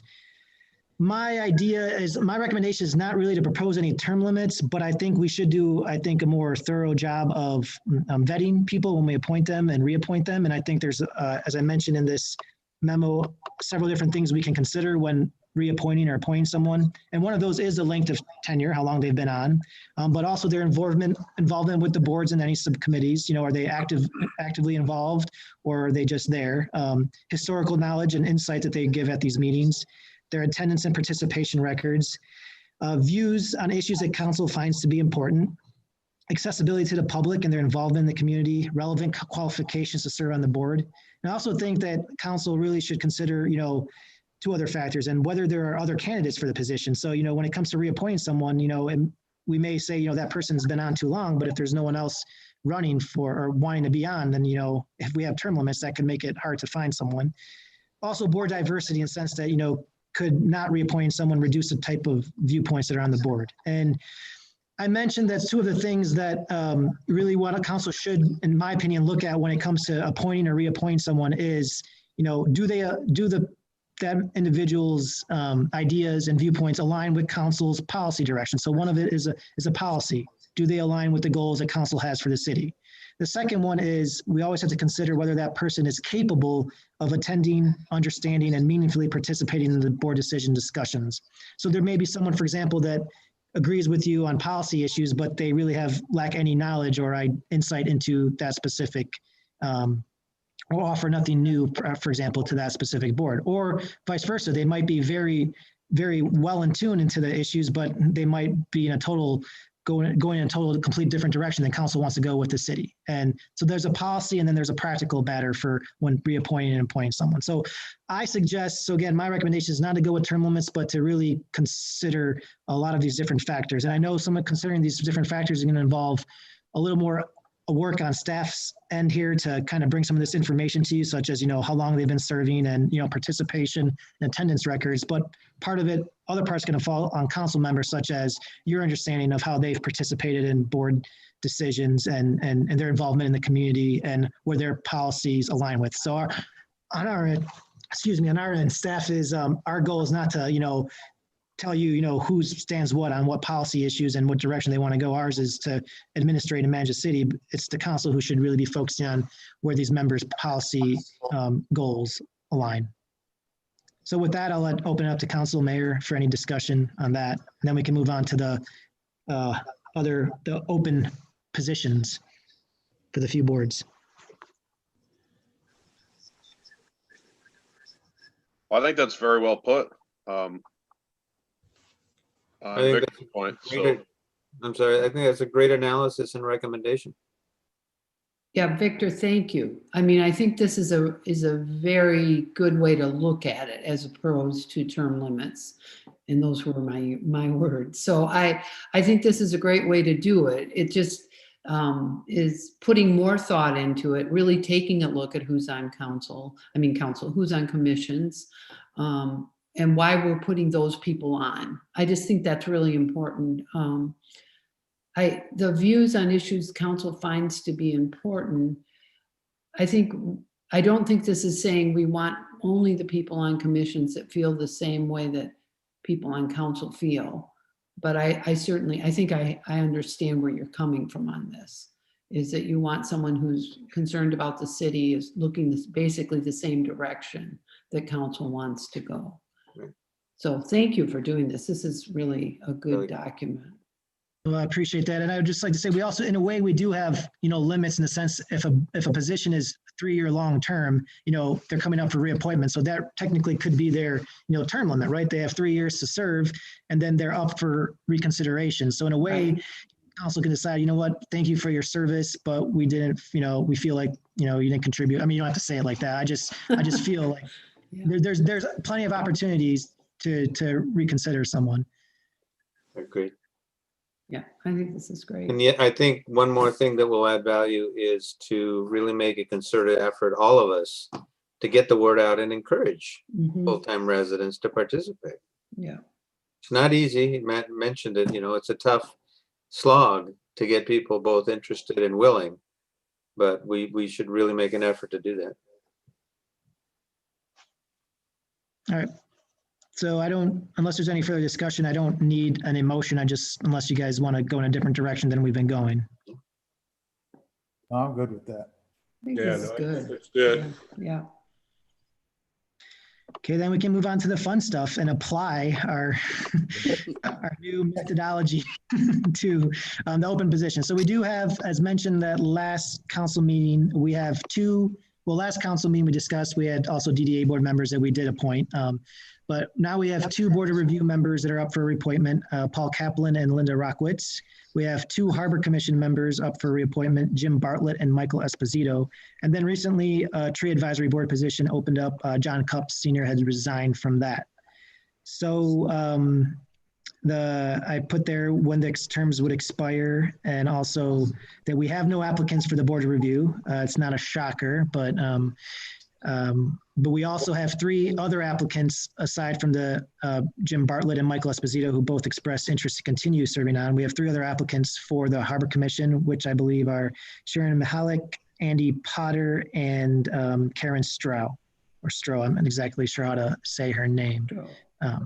But yep, so those are the 5 total applicants for the Harbor Commission. Unless there's a recommendation for the tree board, we just put an advertisement or a notice on our website, and we'll put it on Facebook that there's an open position. But unless there's a recommendation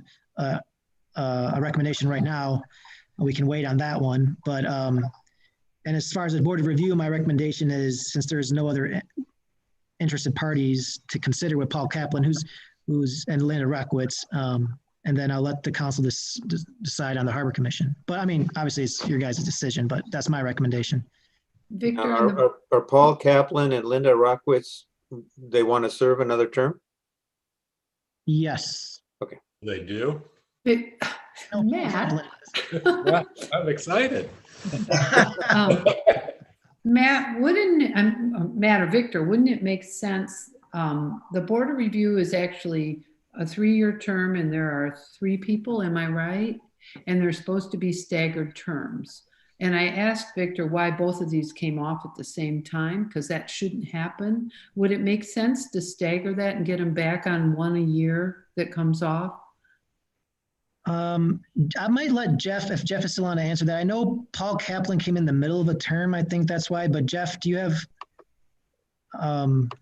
further explanation for that? I guess I don't really have an explanation at this point in time. But I think before we do something with that, we should look to what the state requirements are, because I think that the state has that set on how that goes. So we can look into that and get back with you. Sorry. And maybe I can even just send out an email to all the city council members.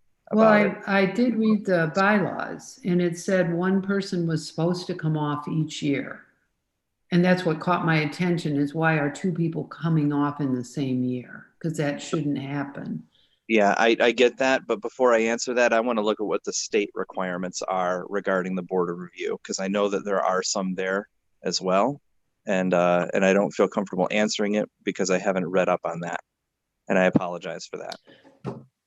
Yeah, some of these boards, like the Board of Review and the Zoning Board, are actual legislative boards, I guess. So they have different rules than the Harbor Commission and the Tree Board. But shouldn't the bylaws that we have match whatever the state says we should do on them? I mean, I'm assuming that's how our bylaws are set. Is They that should, right? but they don't always line up. They We're in the process. Yeah, Okay. we've been doing, Nancy, yeah, we've been trying to align everything with Okay. state law. Same thing with our charter committee that we'll come back for next year with. Well, it certainly would make sense if there's 3 members for 3-year terms that each one came off a year at a time. That would make good sense. But Yeah, no, I actually put Paul Kaplan on the Board of Review, and someone had resigned because of health reasons in the middle of their term. So that, I think that's how it ended up on the. yeah, I just don't understand how 2 people are coming off at the same time. That shouldn't happen with the way the terms are set. That's why I was asking. Right. Well, yeah, that's a good point. And I know we have, was it one of them's an alternate, so maybe somewhere down the line, you know, could have been several years ago, we just, you know, just haven't had a good record keeping of, you know, exactly how we should. Yeah, we dropped the ball probably somewhere down the line. And I noticed this is, and we've kind of refreshed this with all our boards. You know, we're supposed to, you know, when someone resigns, they're only supposed to fulfill the end of the term for the person who they Right. fulfilled. Right. We kind of refreshed everyone to, to meet that deadline, kind of making everyone expire into January, just to try to get back on the program, get it the right way, going the right way. So we'll do a better job of staff of keeping track of this, but just have to bear with us a little bit on some of these. I can probably handle that. Thanks. Yep. So, Mayor, I don't think, and Jeff, I don't think there's an urgent need. The Board of Review met this month, and they're not meeting again they'll meet again in March. So this is not urgent, so we can look up the matter and come back in January. Absolutely, right. Yeah, our next meeting, and it is the big meeting, the March meeting. We'll meet, I think, 3 or 4 times in March. But we have a while, so. All right. All right. And yeah, I guess the 2 Harbor Commission members, I'd like to see Jim Bartlett reappointed. And I'd also, the new blood theory, see if Karen Stroh has shown interest, and she's a year-round resident. She's here all the time. So I'd also like to appoint her as a member to the Harbor Commission. I would support that. I was thinking kind of the same thing myself. I like that idea. I agree. That would be a good thing. Yes, it would. So do we want to roll call on separate? Well, does he have the mayor? The mayor appointed and the council confirms. Yeah, we'll just do a roll call. Yeah, we should do a roll call, yep. So I guess I have an appointment by Mayor Bogira to reappoint Chairman Jim Bartlett and appoint Karen Strobe in place of Michael Esposito on the Harbor Commission. Correct. That's correct. I'll take a motion, a second, and I'll do a roll call vote. Well, if the mayor made the motion, I would second that.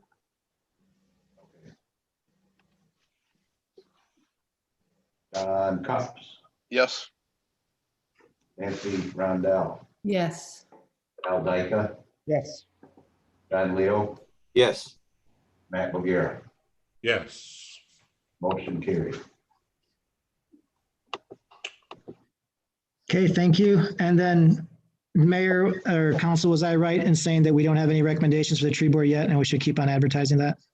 That is correct. Okay, we'll do. All right, then moving on to really quickly, is it in here, the manager's report. Not a whole lot going on. We've been working on staff issue. The COVID-19 restrictions, again, have been extended. So city staff is, again, working hybrid from home and from the office. We're working on scheduling again for that. We will have, our doors will be open at some times to the public because it's tax season and a lot of people like to come in and pay. So we aren't going to be officially open to the public, but there'll be some days where we know we usually have the busiest traffic coming in. So people, if they need to come in to pay, but we're encouraging everyone again to pay by mail or through the drop box. These provisions extend through January 15th. So it's going to be probably for most staff a little slow couple weeks. We have the 24th and the 25th are holidays, as well as the 31st and the 1st. So it's going to be kind of slow for city staff in general. Probably might be a slower January 4th council meeting as well because of that. We also did some cleaning at City Hall and Police Station, just to let you know, some carpet cleaning, duct cleaning, and tile cleaning. The ducts hadn't been cleaned since these buildings were first remodeled in 2003, 2004. They found some nasty stuff in there, but nothing terrible. And really there's, as far as boards and commissions, Planning Commission again met on December 17th. They discussed temporary signs, flags, and provisions on guest quarters. Tree board convened and they talked about the tree plan, and they had a few edits, but probably in January, you'll see a tree plan come to council for adoption. The tree board put a lot of work into that the last year, and so we're looking forward to having a plan for that. And really briefly, Denny and I had a meeting with the Land Trust Conservancy here to discuss the land acquisition grant. They're going to help us out on some of the natural resources and environmental sections of that grant application, so we're really grateful for their help on there. And at our next council meeting, we'll probably be talking a little bit more about that grant to give council an idea of the next 4 months, what they're going to look like, what deadlines we have to hit, what we have to complete, such as, conceptual plans, public meetings, resolutions, assessments, appraisals, by assessments, I mean environmental assessments and things like that. So you'll hear more from us in next year, but that's going to be a process. We'll probably have a lot of meetings next year about this land acquisition, and the idea of setting some sort of subcommittee perhaps to look at fundraising and finding donors to make those match commitments, because that's an integral part of the grant application, is to find donors to match or find money to match the 25% that we'd be required to match with this grant. So there'll be more next meeting. Just wanted to keep you guys aware and up to date on where we're headed with that. And that's all I have, Mayor. All right. Do we have any new or old business at the table to discuss? Just one thing, Mayor. I'll be working over the holidays on trying to get a rough draft for Jim and Victor to review as far as getting a fire code put in place. I know I've kind of mentioned it in the past, but holidays I'll have a little time to work on that. So, and then secondly, I just wondered, speaking of taxes and stuff like that, did the online pay or credit card thing ever get set up at the city? Yes, at this point, John, we're working on the link on the website, but you are able to pay your taxes online with a credit card. We're holding off to see how that flow works before we inundate ourselves with utility bills. So we're looking at utility bills maybe within the next month if this all goes well. But cool. Yes, we're dangerously close to getting into another century here. Well, I know it's been work in progress, and you just haven't said anything in a while, so I was curious. So thank you. There was a lot of behind the scenes technology stuff that took a little time to get sorted out, but we're there. Nice. Well done. Thank you. Thanks to Nick and Kathy in the office. They were putting a lot of time into this. Yeah, and Patty and team. I want to see their PCI compliance form. Important. Anyone else with any new or old business? Nothing from me. Not I. All right. I have one thing that I would like to see when we get these 200 and some page council packets. If you could give us the page numbers for the individual items so that we don't have to scroll through, you know, the 3 or the 4 solar proposals to get to the next agenda item. So we can just punch, you know, page 48 in. And then I just want to make sure you're reading it. I just want to make sure you were reading it, Mayor. I only look at the pictures. I like the solar one. No, that is a fair request, and we've had that request before too.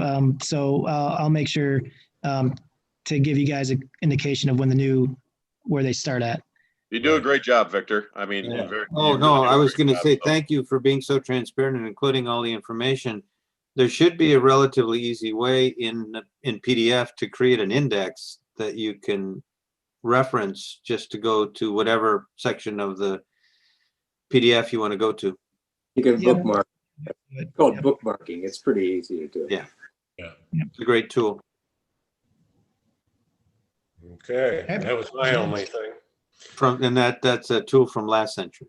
Yeah. All right. Well, if there's no further business, I'd like to adjourn this meeting. Merry Christmas, everybody. Merry Christmas, everybody. Merry Good Christmas. meeting. See you soon. Good meeting. Merry Christmas. Bye.